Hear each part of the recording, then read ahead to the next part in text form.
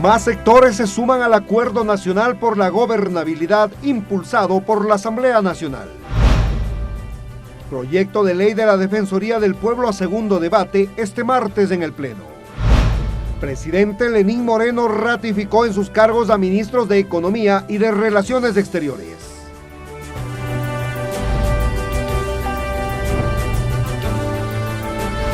Televisión Legislativa presenta TVL Noticias, emisión central con Mariela Logroño. Amigos y amigas televidentes, ¿cómo están? Muy buenas tardes. Les damos la cordial bienvenida a la emisión central de TVL Noticias con información que se ha generado hasta este momento en nuestro país. Gracias a quienes nos sintonizan a través del canal 42 en Quito y también en nuestro sitio web tvl.asambleanacional.gov.es. De inmediato las noticias.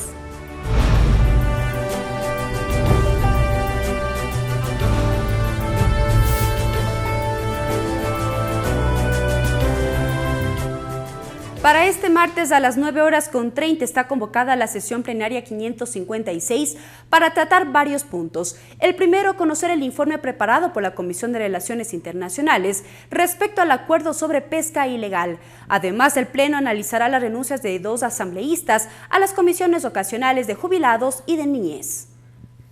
Que los estados partes se comprometan a implementar medidas dirigidas a controlar la pesca ilegal o actividades de apoyo a la pesca es uno de los objetivos del informe del Acuerdo sobre Medidas del Estado Rector del Puerto, destinadas a prevenir, desalentar y eliminar la pesca ilegal, no declarada y no reglamentada, preparado por la Comisión de Relaciones Internacionales, listo a debate ante el Pleno. Como antecedente de este instrumento internacional, el Ecuador cuenta con la Convención de las Naciones Unidas sobre el Derecho del Mar, aprobada en 1982 y ratificado en el 2012. Establece las medidas que deberá adoptar el órgano rector en materia de control de la contaminación marina. El país en política exterior ha suscrito. El 24 de septiembre de 2012 se adhirió a la Convención de las Naciones Unidas sobre el Derecho del Mar. El 17 de septiembre de 2015 el Ecuador se adhirió al Código de Conducta de Pesca Responsable. El 16 de diciembre de 2016, Ecuador se adhirió al acuerdo sobre la aplicación de las disposiciones de la CONVEMAR relativas a la conservación de las poblaciones de peces transzonales. Este acuerdo está dividido en 10 partes, consta de 37 artículos y 5 anexos que aborda temas como entrada y uso de puertos, inspecciones y acciones de seguimiento, función de los estados del pabellón y necesidades de los estados, solución de controversias, monitoreo, examen y evaluación. En la sesión plenaria además se conocerá y resolverá sobre las renuncias a la Comisión Especializada Ocasional para vigilar el cumplimiento de las obligaciones del Estado con los jubilados. En el oficio remitido por el presidente encargado Homero Castañer, pone en conocimiento la salida de las asambleístas Norma Vallejo y Rosa Orellana, y a su vez propone la inclusión del asambleísta Helio Peña. Como tercer punto, el Pleno analizará las renuncias a la Comisión Especializada Ocasional para atender temas y normas sobre niñez y adolescencia.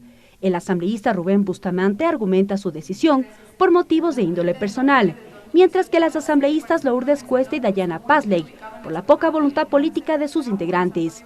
La sesión plenaria está convocada a las 9:30. Mariela Logroño, TVL Noticias. Sesión plenaria 556, el Pleno de la Asamblea conocerá el informe preparado por la Comisión de Participación Ciudadana sobre el proyecto de ley de la Defensoría del Pueblo. Saludamos ya con Lorena Espinosa con los detalles de este tema. Adelante. Gracias, buenas tardes. El proyecto de ley de la Defensoría del Pueblo busca, entre otros aspectos, brindar mayores atribuciones a la institución para así potenciar el cumplimiento de los derechos ciudadanos. Esta norma se actualizaría a los 21 años. La propuesta ha sido tramitada por la Comisión de Participación Ciudadana y, entre otros aspectos, busca otorgar mayores atribuciones a la institución en los ámbitos administrativo, financiero, presupuestario y organizativo, para así potenciar el cumplimiento de los derechos de los ciudadanos. Llega un trámite, una queja de cualquier ciudadano a la Defensoría. Entonces la Defensoría ese rato tiene que tomar el tema, analizarlo y ya ellos mismos enrumbarlo por cualquier camino o direccionarlo a la función que le corresponda, pero claro está, ellos no solamente como entes vigiladores, sino también ya poniendo también su parte. Asimismo, la propuesta norma los parámetros para la selección y designación del defensor del pueblo. Es necesario que los defensores del pueblo estén con una experticia en el manejo de los derechos humanos, sobre todo en el tema de conocer las normativas internacionales, las normativas regionales, las normativas nacionales. Contempla también que los defensores del pueblo provinciales que no tendrán sueldo puedan alertar al defensor nacional sobre posibles vulneraciones de derechos. Formado por ciudadanos, cuyos ciudadanos sean quienes de una u otra manera alerten sobre la violación de los derechos, tanto de mujeres, tanto de niños, como de la naturaleza. El documento propone que la Defensoría del Pueblo vele para que el Estado cumpla las obligaciones de garantizar las condiciones para que las personas defensoras de los derechos humanos realicen sus actividades libremente. La ley actual de la Defensoría del Pueblo rige desde 1997, por ello no está acorde con los principios constitucionales. Esta sesión número 556 está previsto para mañana a las 9:30. Hasta aquí el informe, una buena tarde. Gracias, Lorena, por la información. En otro tema, bajo la tesis de que el Ecuador atraviesa un proceso de reinstitucionalización y consolidación democrática que concierne a todos los actores de la sociedad y de que la unidad y la cultura de diálogo son clave indispensable para alcanzar los objetivos nacionales, la Cámara de Medios, la Red de Canales Comunitarios y Regionales del Ecuador y la Asociación Ecuatoriana de Radiodifusión sumaron su apoyo a la iniciativa de generar un acuerdo nacional por la gobernabilidad que impulsa el legislativo. Estas instituciones se muestran convencidas de que la democracia contemporánea se consolida sobre la comunicación honesta entre actores diversos y con voluntad de acordar, inspirados en el bien común y los altos objetivos nacionales. Esta tarde, a partir de las 15:30, la Comisión del Derecho a la Salud prevé recibir a los ministros de Finanzas Richard Martínez y de Salud Verónica Espinosa para que detallen los recursos destinados al sector salud en la proforma presupuestaria 2019. A los legisladores les preocupa el recorte de los recursos. Entre otros temas, por ejemplo, el presidente de la comisión, William Garzón, confirmó que han eliminado el presupuesto de lo que era la Secretaría de Drogas, pero que en la asignación para el Ministerio de Salud consta un ítem relativo a la creación e implementación del servicio de la red de salud mental comunitaria y centros estatales de recuperación de adicciones. De su lado, el asambleísta Sebastián Palacios recalcó que es fundamental analizar los detalles de la Proforma 2019 y que se deben revisar cada uno de los programas para el sector salud.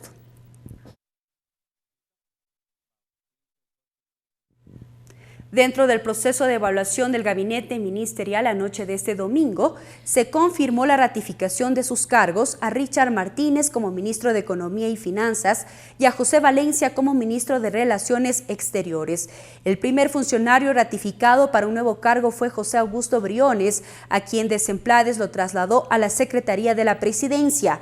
El pasado 22 de noviembre, el presidente de la República solicitó la renuncia a todo su gabinete para realizar, como todos los años, un proceso de evaluación.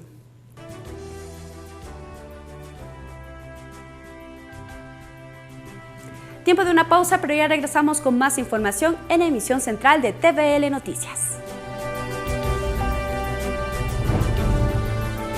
Regresamos con TVL Noticias, emisión central, luego de la siguiente pausa promocional.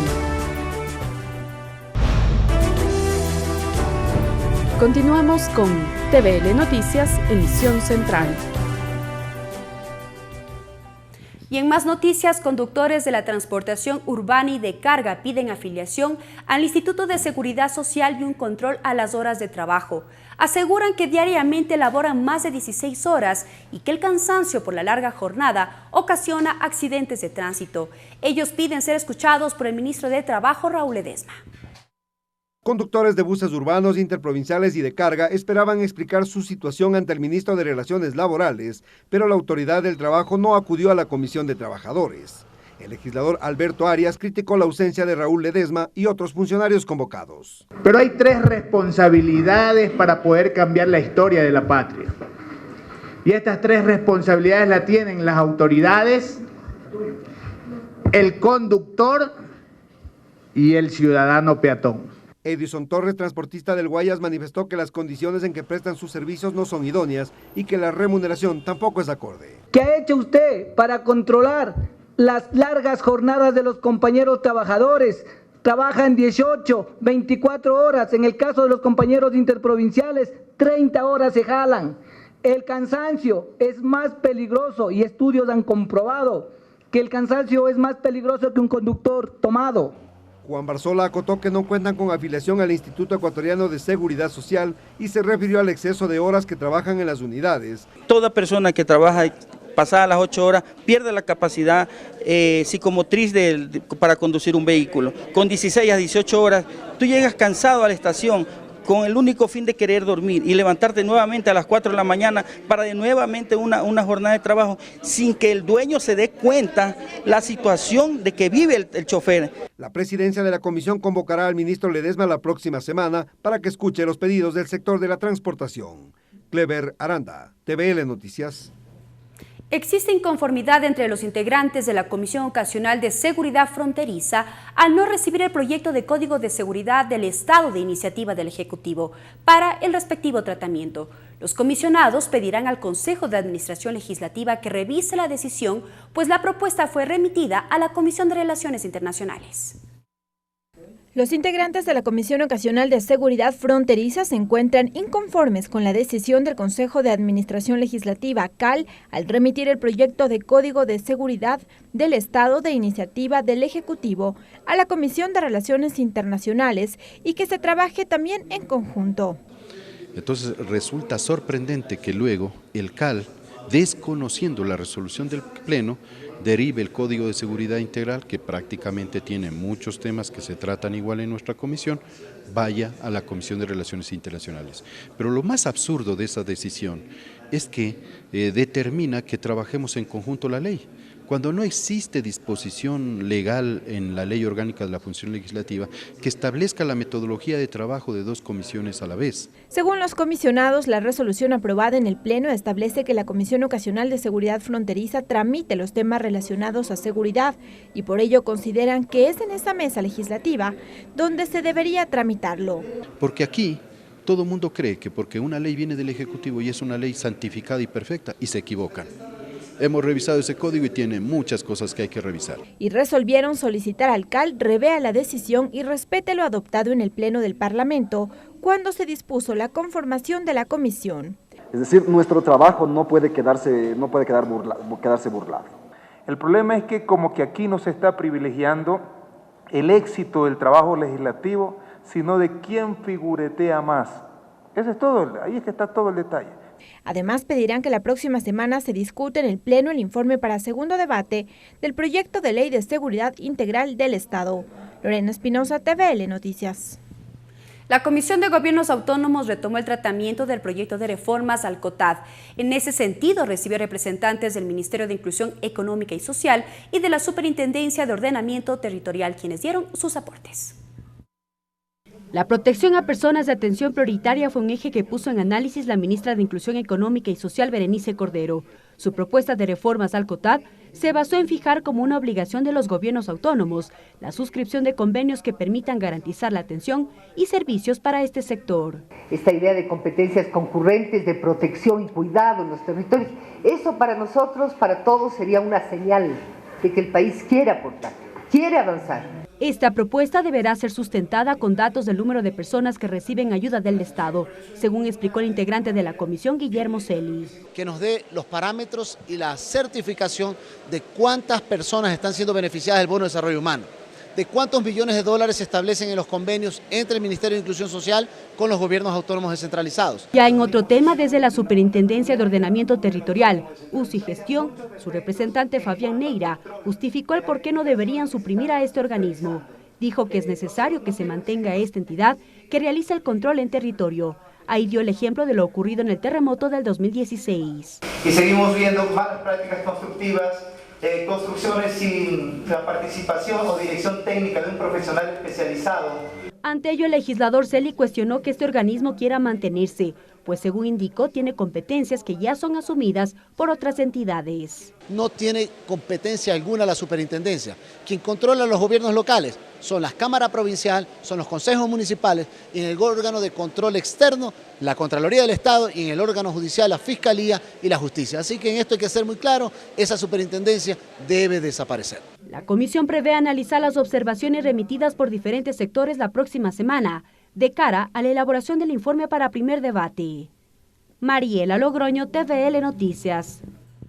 Por pedido del asambleísta Marcelo Simbaña, la Comisión de Participación Ciudadana invitó a la representante de la Superintendencia de Control Minero a fin de que explique el otorgamiento de concesiones en el sector de Buenos Aires del cantón Urcuquí en Imbabura. Según el legislador, la situación por la minería ilegal es cada vez más crítica en la zona. Se estima que alrededor de 3.000 mineros viven en esta comunidad.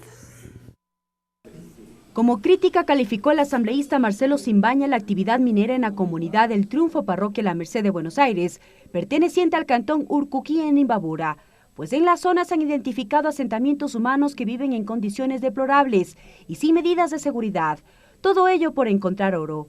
A inicios del 2018 se conoció que en esta zona existe un yacimiento aurífero y de a poco empezaron a ingresar los pequeños mineros. Se calcula que en la comunidad se han instalado alrededor de 3.000 personas. Porque las personas están ahí por buscar el pan de cada día, por buscar cómo llevar el sustento a sus familias. Entonces, sí es un problema que debe intervenir, pero pronto, porque en Buenos Aires es una bomba del tiempo. El abordaje del tema, la Comisión de Participación Ciudadana invitó a Andrea Cárdenas, directora ejecutiva de la Agencia de Regulación y Control Minero. Ella fue clara en precisar que no es competencia del organismo la entrega de concesiones mineras. Ejercer la potestad estatal de regulación, inspección, control, sanción, mas no como tal el otorgamiento de concesiones. Efectivamente, la agencia tiene en su cargo el registro y catastro minero. La autoridad añadió que a través de 9 coordinaciones generales se realiza diariamente inspecciones, pero que esta problemática debe ser asumida también por otros organismos del Estado, pues incluso dijo que existe el cometimiento de otros delitos, como por ejemplo el tráfico de armas. Estamos frente a un problema en donde no únicamente nos vamos a encontrar personas que están realizando actividad minera como tal. Estamos hablando de grupos organizados delincuenciales. Exactamente. Así es. Estamos hablando de tráfico de armas, un mal manejo de explosivos. La Comisión de Participación Ciudadana prevé recibir a más autoridades con el fin de abordar la actividad minera en Buenos Aires. Mariela Logroño, TVL Noticias. La falta de personal especializado en desaparición de personas es uno de los temas que preocupa a la Comisión Ocasional que trata esta temática, luego de un recorrido realizado por fiscalías y gobernaciones de varias provincias del país. Según el legislador Absalón Campoverde, titular de la mesa, esta información será un insumo más para el tratamiento del proyecto de ley de actuación integral en casos de personas desaparecidas, de iniciativa del exfiscal Paul Pérez Reina.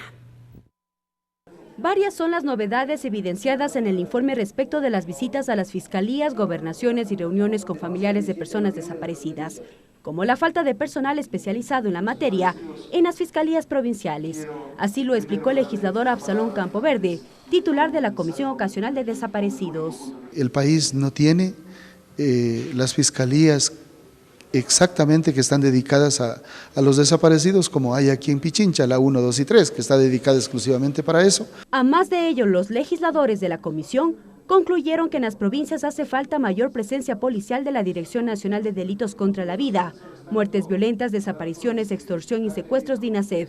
Esto en cada una de las provincias. Y eso va a dificultar el trabajo de ellos. 4 personas no van a poder desarrollar un trabajo que nosotros quisiéramos. Pues vamos a tener que pedir a DINASED que tenga un personal especializado y que lo tenga por provincias para poder establecer los casos que son preocupantes. Con estos insumos, la Comisión Ocasional está a puertas de iniciar con el tratamiento del proyecto de ley de actuación integral en casos de personas desaparecidas, de iniciativa de la Fiscalía General del Estado.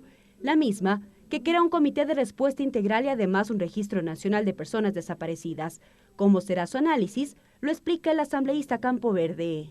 Y ya lo hemos remitido también a algunas organizaciones, algunas entidades que tienen que ver con esto, para que nos ayuden ya a empezar la socialización. La Comisión Ocasional desarrollará el próximo 29 y 30 de noviembre el primer seminario internacional sobre desaparición involuntaria de personas, en la que participarán expositores internacionales a fin de que expongan sus experiencias. Mariela Logroño, TVL Noticias.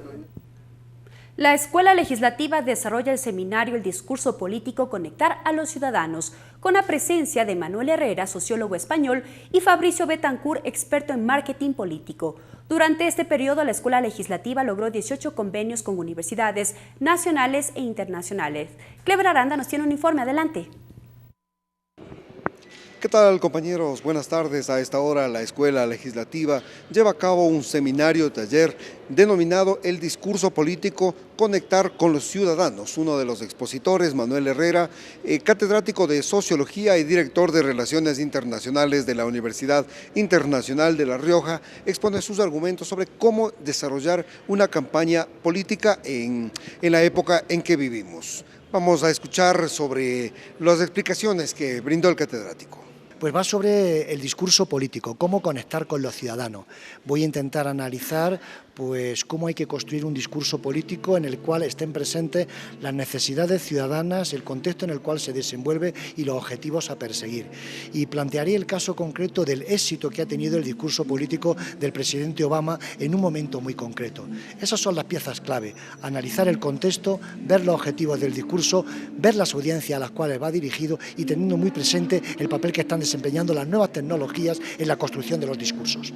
Fabricio Betancourt, experto en marketing político y también catedrático de la Universidad Dos Hemisferios, se refirió a cómo se deben desarrollar las campañas políticas utilizando de manera adecuada las nuevas plataformas digitales y las redes sociales. Hay muchísimos temas dentro de lo que son campañas electorales. Hoy día vamos a tomar principalmente cómo se mueven las emociones para que el ser humano reaccione ante una elección o ante un candidato favorablemente, y cómo está dividida esa desde las partes emocionales, la parte racional y también la parte principalmente de la subsistencia del ser humano. Entre esos tres preámbulos nosotros podemos decidir como seres humanos el voto y cómo este se traslada hasta las redes sociales, y de las redes sociales podemos sacar todo lo que ocurre en la calle. Es decir, vamos a hablar de la estrategia digital para que ésta se traslade a la calle y a la vez a todos los ciudadanos. La Escuela Legislativa es la responsable de organizar la capacitación tanto para legisladores, servidores legislativos y asesores. Luis Torres amplió los detalles. Puedan conocer un poco más de estos temas como estrategia digital y el discurso político. La escuela, a través de la economista Elizabeth Cabezas, presidenta de la Asamblea, lo que quiere es que los funcionarios de la Asamblea se perfeccionen, se capaciten y cada vez tengamos un mejor vínculo con la ciudadanía.